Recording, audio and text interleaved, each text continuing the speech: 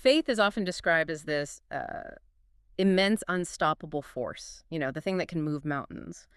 But when we look at today's source material, it's this really fascinating narrative about a man whose whole world just collapses.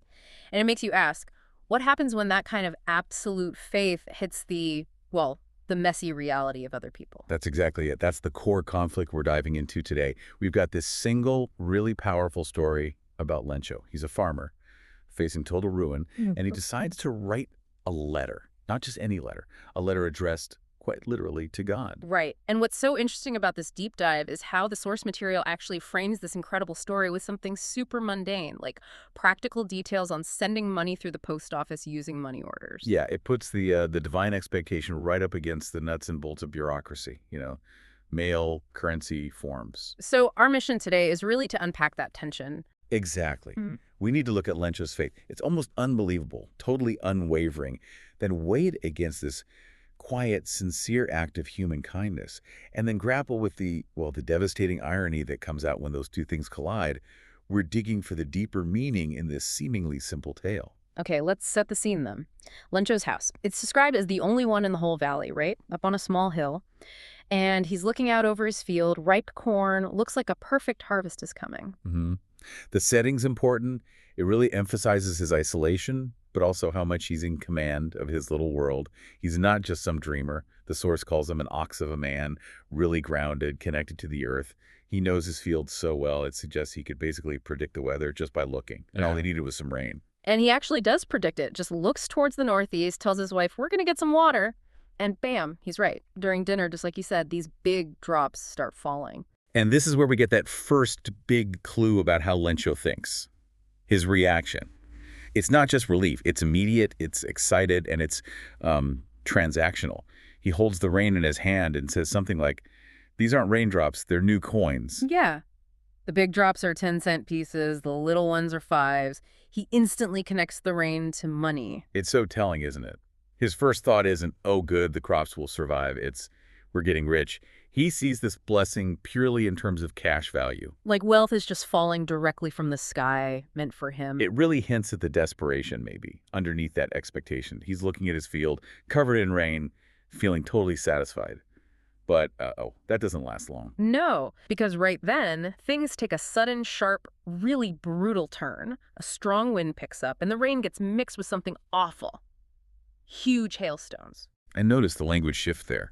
The rain was new coins, potential wealth, right? Oh. But the hail, the destructive stuff, it truly did resemble new silver coins.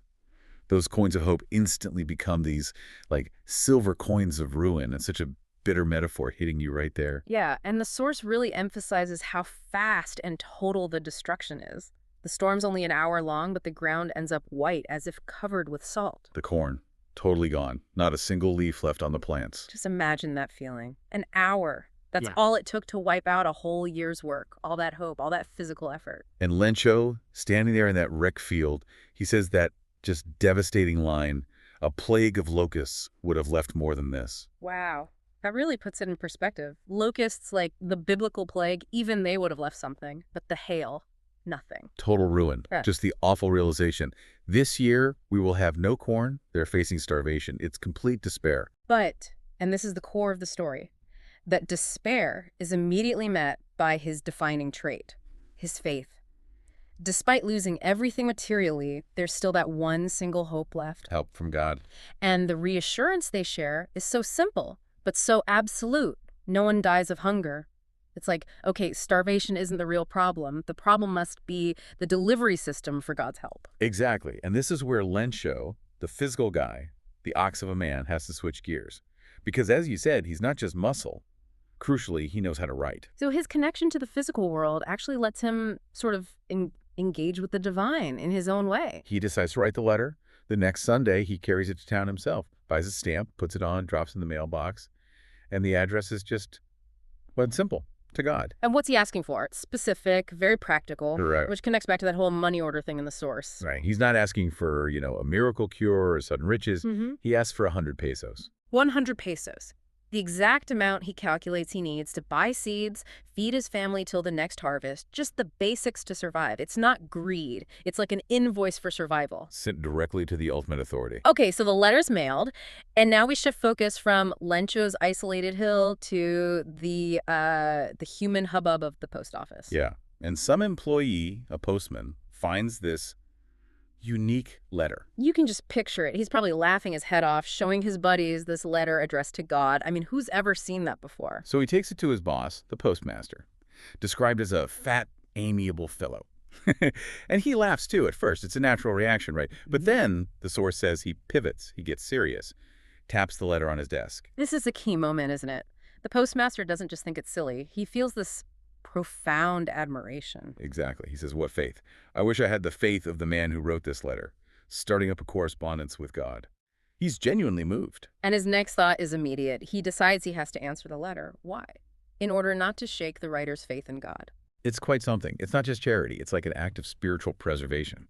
He wants to keep this stranger's absolute belief intact. But then reality sinks in pretty fast. Answering this letter needs more than just, good intentions and some ink. It needs money. It needs the actual hard currency Lencho asked for, 100 pesos. And this is where that practical side of the source becomes relevant again.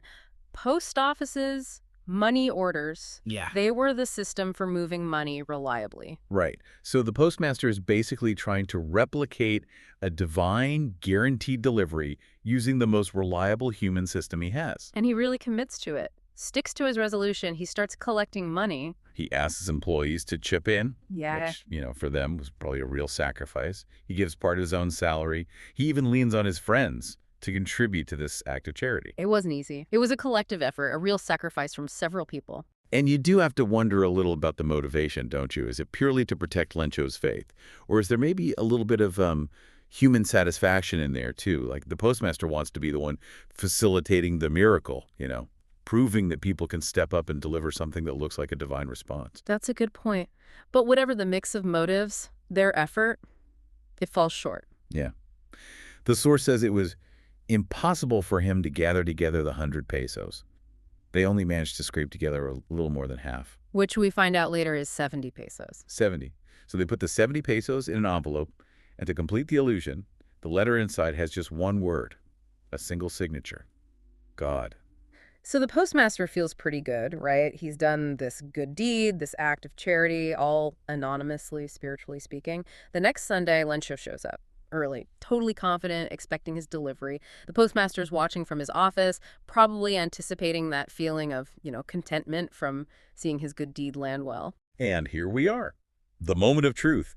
Lencho gets the envelope, and the source specifically says he showed not the slightest surprise on seeing the money. Such was his confidence. That detail just sends a chill down your spine, doesn't it? No gratitude, no awe, just validation. He expected it. God was supposed to deliver perfectly. But that confidence just vanishes the second he counts the cash, replaced by pure fury. Because in Lencho's rigid world, God couldn't possibly make a mistake.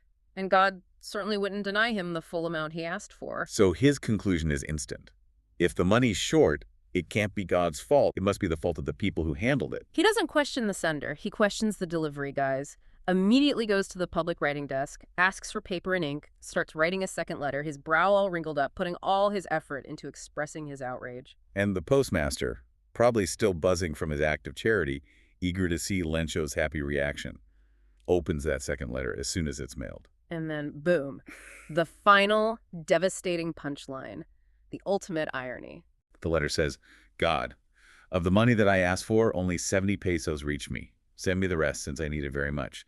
But don't send it to me through the mail because the post office employees are a bunch of crooks. Lencho. Oh, man. Wow.